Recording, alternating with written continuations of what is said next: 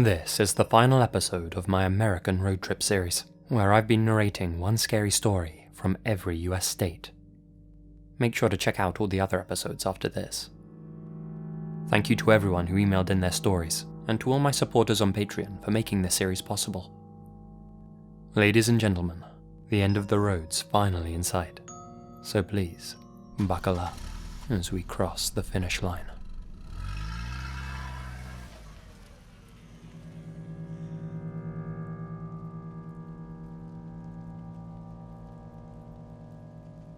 This story takes place in Wilmington, Delaware. I'll start by saying I'm a female. At the time, I was 26 years old, and I lived by myself in a small house. My boyfriend had just dumped me and left me stranded paying all the rent. As such, I had to moonlight at a bar a few nights a week just to pay the bills. The bar itself was pretty great, definitely a job worth doing while you're still young. Most of our customers were just friendly Wilmington people, but occasionally you get the odd creep or drunk ruffian. Drink can bring out the devil in some folks. There was this one customer who seemed to come in every time I had a shift. A man in his mid-40s, stood around 6'1", I'd say. Went by the name of Dennis. He had a handsome face, but it was all wrinkled, and his obviously once athletic body was now a bit out of shape. He had a small beer belly and dark bags under his eyes. Drove an old, once white van, the colour of which had obviously faded over the years and turned cream. Always parked it right outside. I figured I knew this guy's story pretty well. Probably a bit of a lady killer back in his youth, but was now past his prime and couldn't get over it. Didn't know any other way to live. While all his old buddies that he used to party with got older and settled down, he never got out of the cycle. Kept on partying half the week. Some people can never let the past go. Dennis would always sit at the counter and chat with me. I worked there, and it was part of my job to be nice to the customers, so I of course let him. The first few times he talked to me, he seemed really friendly and a nice guy. As time went on though, he became a little more creepy. He started making uncomfortable remarks, and would grab at me inappropriately. I never made a big deal out of it, but made it clear that he couldn't do what he was doing. He always smiled and apologized, vowing to never do anything weird again. He never kept those promises. One night after closing time, I was walking back home by myself. It was dark, and the streets were empty. Plenty of side alleys lined the path that I was walking down. I only lived about 10 minutes away, so I wasn't too unnerved about travelling home alone. As I made my way down the dimly lit streets, I realised I could hear footsteps behind me. I looked over my shoulder, and sure enough, there was Dennis, keeping pace with me, with his hands in his pockets. I picked up my pace, and he picked up his. It was obvious he wasn't just keeping pace with me now, he was actively gaining on me. What his intentions were, I didn't know. I began sprinting down the road, with Dennis hot on my heels. I turned the corner and lucked out. Another passerby. I ran quickly over to them, and Dennis turned down one of the side alleys and disappeared. I told my manager about it the next time I had a shift at the bar. Dennis wasn't allowed back in after that. My next-door neighbour, Jim, just so happened to be a police officer. He was a real nice guy, still is, and we sometimes chatted outside our houses when we met each other at the front doors. When I saw him outside his place one day, I happened to mention my new bar job. I ended up telling him all about my creepy customer, Dennis. "Sounds like a loser," Jim said. "You gotta shut guys like that down real quick. Make sure they get the message. Otherwise they might never leave you alone." "Yeah," I told him. "I'm starting to get that now."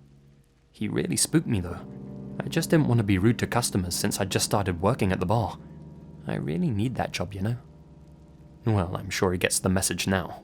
I'll keep an eye out for you just in case. We said our goodbyes, and I headed back inside my house to enjoy another lonely evening in front of the TV. About 2 weeks went by. I, of course, hadn't seen Dennis at the bar in all that time, seeing how he was banned from entering. I'd just finished a late-night shift, and I'd made it back to my place safe and sound. I went inside, threw on my jammies, and hopped into bed. I'd had a couple of drinks while chatting with some customers there, so I drifted off to sleep pretty quickly. Next thing I knew, I was awoken by a loud commotion in my hallway, just outside my bedroom. It sounded like fighting. After honing my ears for a moment, I snapped out of my sleepy haze and jumped out of bed. I ran out into the hallway. It was my neighbor, Jim. Underneath him was Dennis. Jim was pinning him down on the floor. "Call the police, now," Jim shouted. I didn't stop to ask questions. I just did as he told me. You see, Dennis had broken into my home while I was asleep that night. He'd used a quiet, glass-cutting tool on one of my downstairs windows. That's how he'd entered the place. He'd brought a sort of club with him, and a chloroformed rag was found in his pocket. My neighbor Jim just so happened to be awake late that night. He noticed a cream-colored van outside my house which he had never seen before. I never usually have visitors over, especially not that late at night. Remembering the story I'd told him, Jim became suspicious and wanted to make sure everything was okay. He checked the perimeter of my house and found that one of the windows had been breached. He climbed in after Dennis and caught him off guard. Thanks to his training, he was able to overpower Dennis. They searched the van outside my house. In the back was a mattress, along with 4 sets of handcuffs to restrain my limbs. Dennis wanted to drag me out to that van, and he didn't want any kind of screaming or resistance. You can guess his intentions. What I don't like to think about is where he was planning on taking me, or what he planned to do with me once he was finished. In all likelihood, the only reason I'm here to retell this story is because I happen to live next to a policeman, and that I also happen to tell him about Dennis and his van.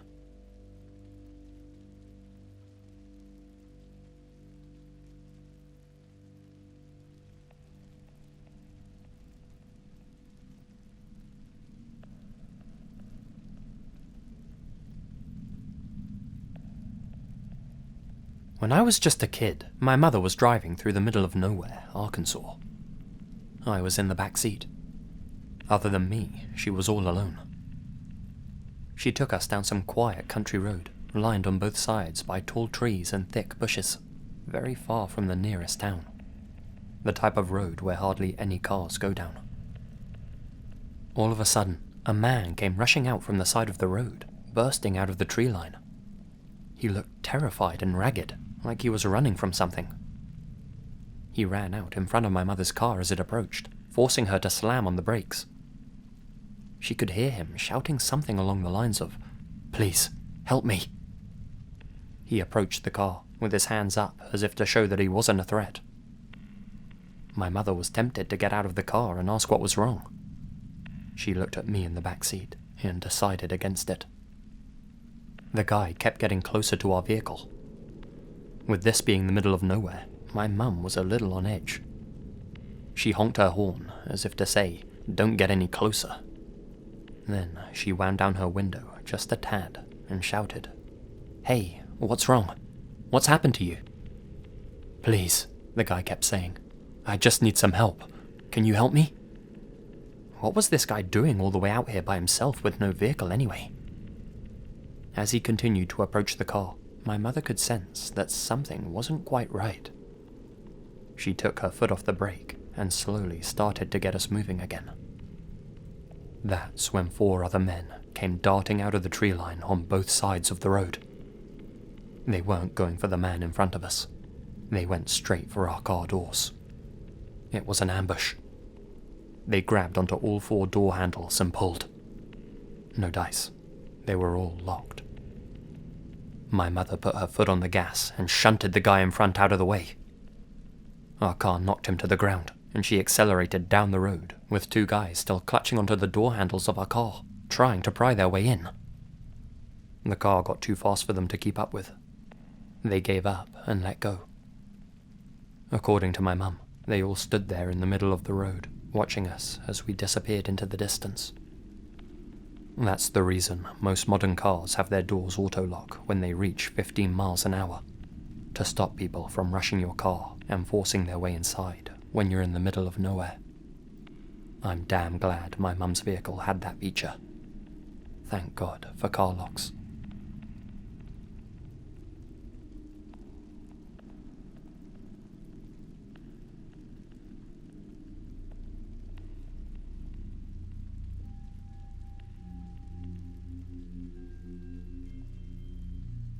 For the past 15 years, I've been delivering groceries in Nebraska.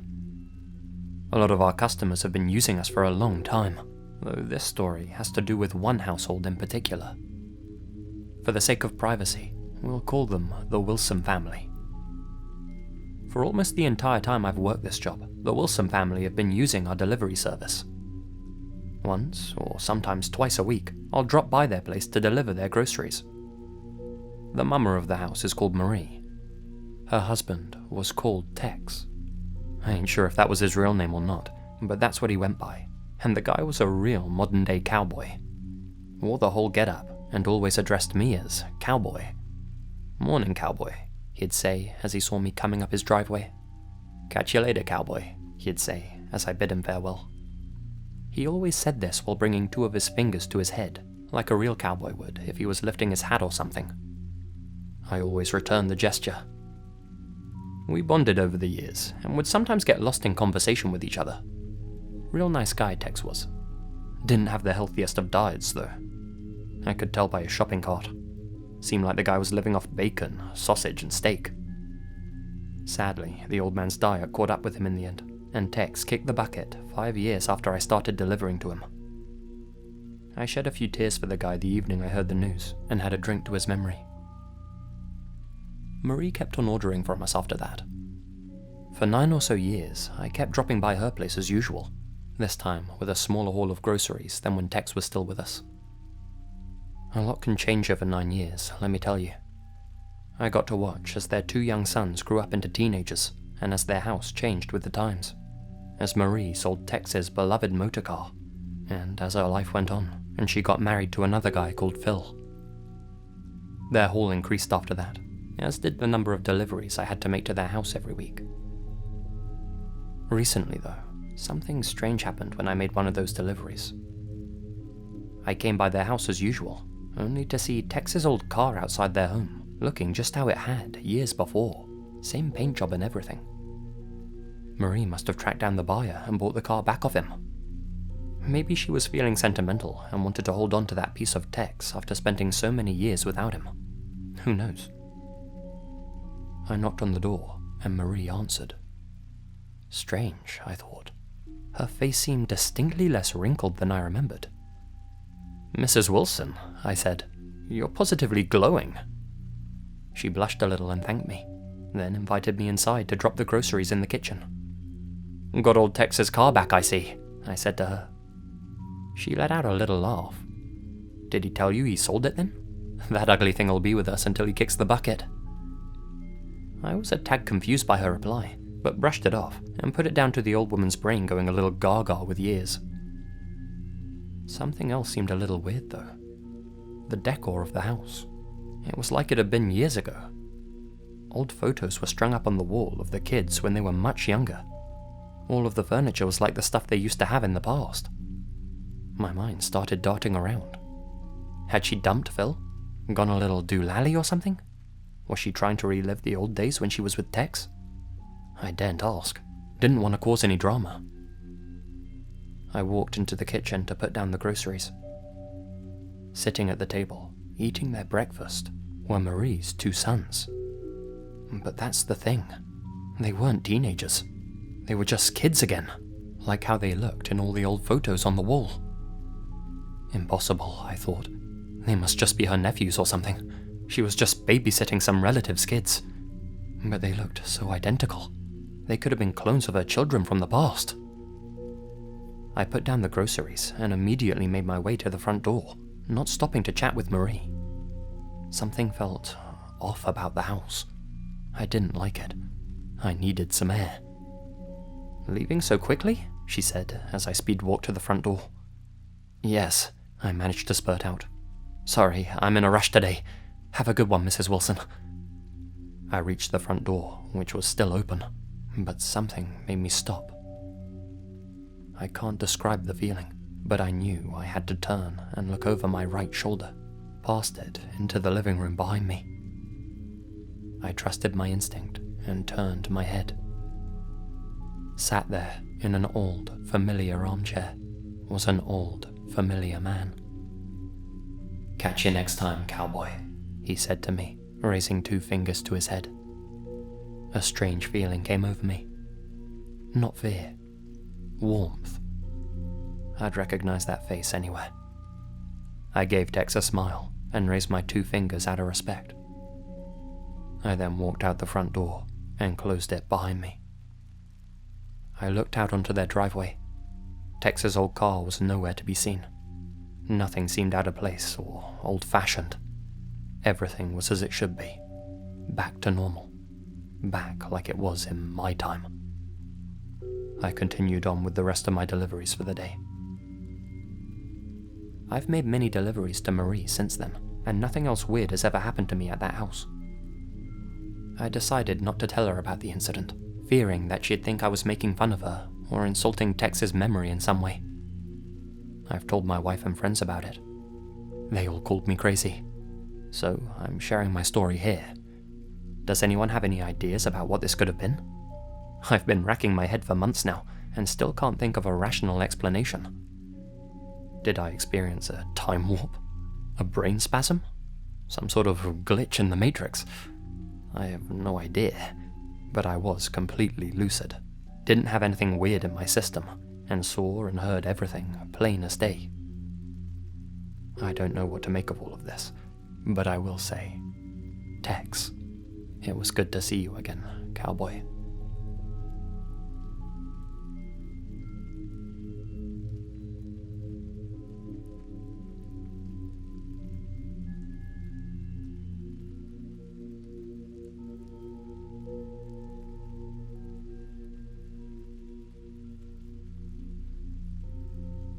There's a curse in my family that's persisted for the past 4 generations.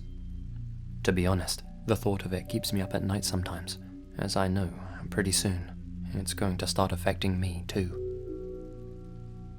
Back in the day, 2 men went onto native land in Standing Rock, North Dakota, and did a spot of grave robbing. One of those men was my great-granddad. By all accounts, not a nice guy. Neither was his buddy he went with. My ancestor was 31 at the time he did this despicable thing. I don't know if he dug up one person or multiple, but his get-rich-quick scheme came with some serious consequences. As the story goes, about a week after, he started complaining about a visitor. He told all his friends about this dark, shadowy figure that would follow him wherever he went. Sometimes he'd be sitting with his buddies, and all of a sudden he'd go into a terrified frenzy, screaming about the shadow man outside the window. Nobody else ever seemed to see it. They figured he'd just lost his mind. He lived the rest of his days as an outcast, disowned by everyone who once loved him. Can't say I feel sorry for the guy after what he did. Unfortunately, the consequences of his actions have passed down the family line. You see, whenever any male in my family turns 31 years old, and I mean right on their 31st birthday, they all start complaining about seeing the same shadowy creature. They describe it as the black outline of a man, but with no facial or bodily features, just a black void in human form. What they all say it does have are 2 piercing red eyes. No mouth, no nose, no hair, just 2 red eyes that seem to stare straight through you. It happened to my granddad, his brothers, my father, and my uncles.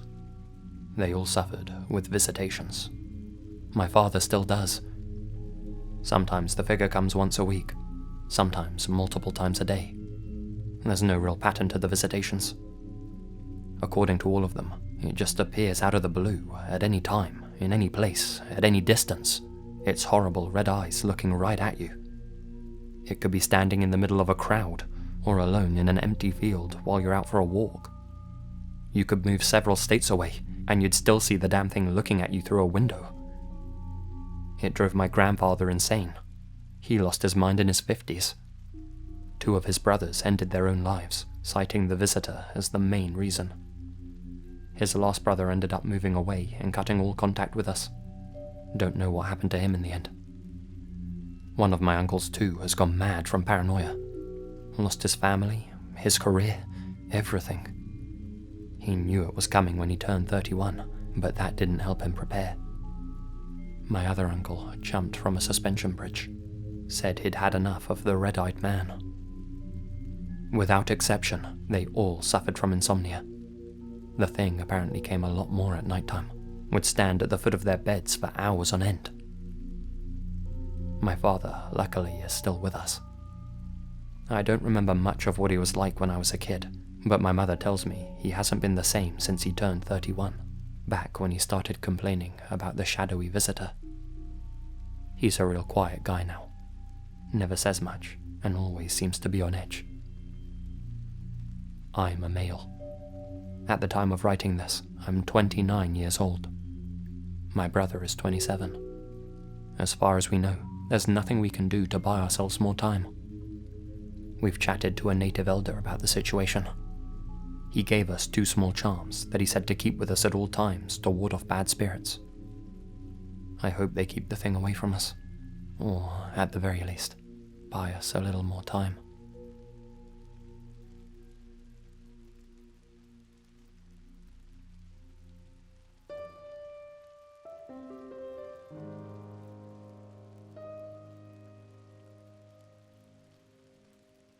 I'm a teenager who lives in a large town in Georgia, USA. Everyone knows everyone, and you can't go anywhere without seeing someone you know or waving at one of your friends. It's relatively quiet, though occasionally bad things happen, like robberies or hidden runs. We've had a few mishaps happen in the area. Not the best part of Georgia to live, but this incident was by far the scariest thing that's happened here. The day this happened is one nobody will ever forget.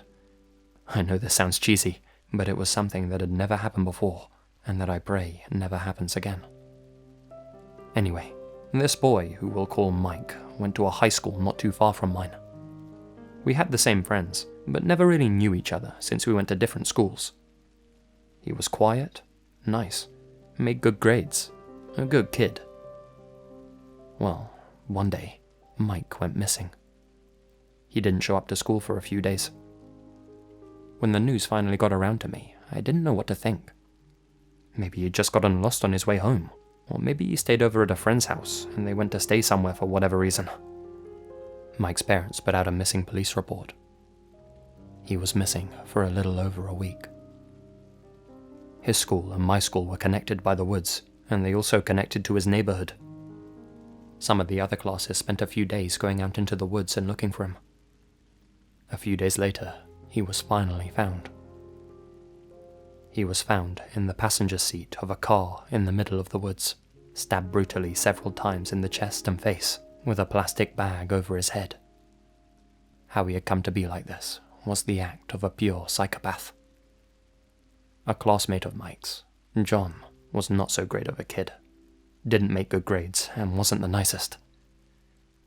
John needed his computer fixed, and since Mike was good with that type of thing, he happily agreed to help John out.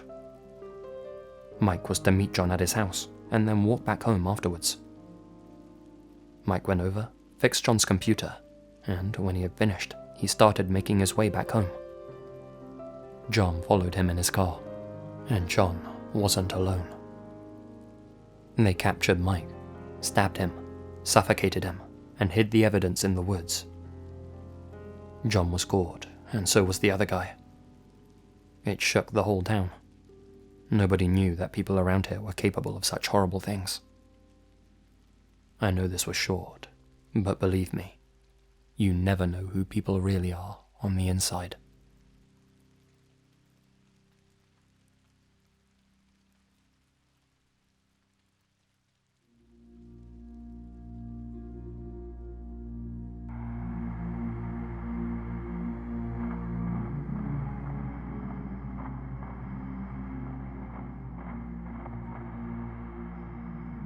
Hey guys, Lazy here, and thank you very much for listening.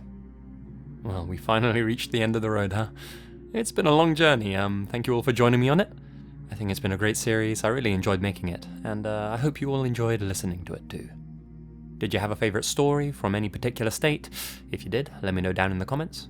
And I'd say my favourite was probably The Maze House, which I think was from Maine. Yeah, that was a great one, actually. Really liked it. I'm actually thinking of turning this series into a book as well, so look out for that. A little collection of true scary stories in book form. I think that'd be pretty cool. Here's a huge shout out to all my supporters on Patreon, especially my biggest supporters.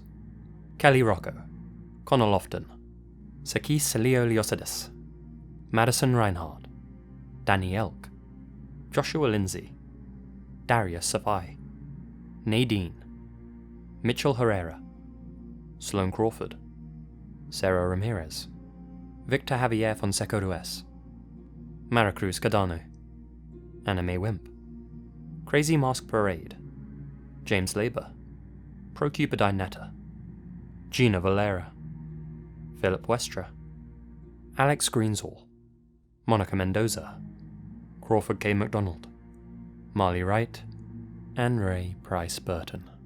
Thank you all so much, I really mean that. Well guys, that's the end of the road trip. I might make another series about, I don't know, some other country, but that's for me to decide at a later date. I have a few other plans before that. Until next time guys, you all stay spooky. And remember, the best things happen in the dark.